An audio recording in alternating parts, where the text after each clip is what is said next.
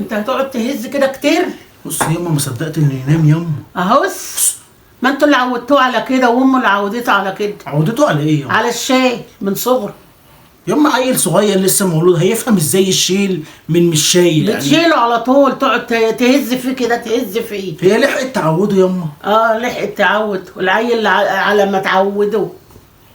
يعني هتعوده ازاي في الشيل ياما؟ في الشاي ما تشيله على طول يتعود على الشاي. طب هو بيعيط دلوقتي نعمل ايه وما بيسكتش لما نقعد عليه؟ طيب هو ما ينفعش ان انت تهز العيل كده كل شويه. امال ايه؟ احنا كنا زمان بننيمكم وكنا بنردع وننيم، نردع وننيم. طب احنا كنا جيل بنسمع الكلام، تتلاقي زينا دلوقتي. انما جيل الايام دي ايه، نشيله ونقعد نهز فيه، نهز فيه. ما هو عايز هزاز بقى يهز. طب خدي بس والنبي بس خدي شويه كده، اقعدي هزي فيه، اعملي له كده عشان يسكت. اقعد اهز عشان يسكت؟ اقعدي اعملي كده طول ما انت قاعده.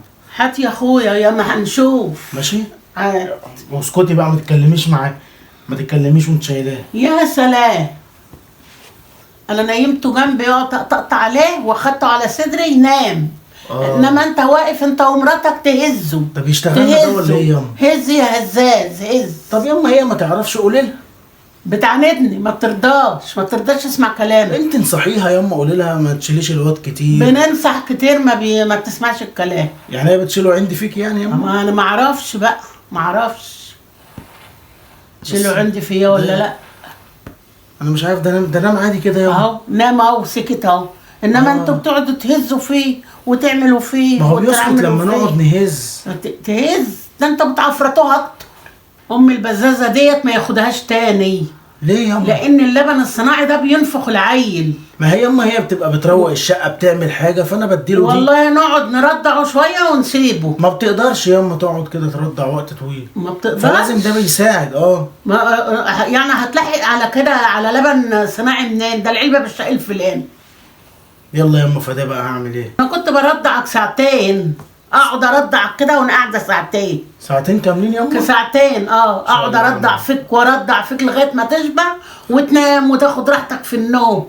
خلاص ياما، انت هتذليني. انت هتذليني ياما. محدش خلي الا انت ومراتك.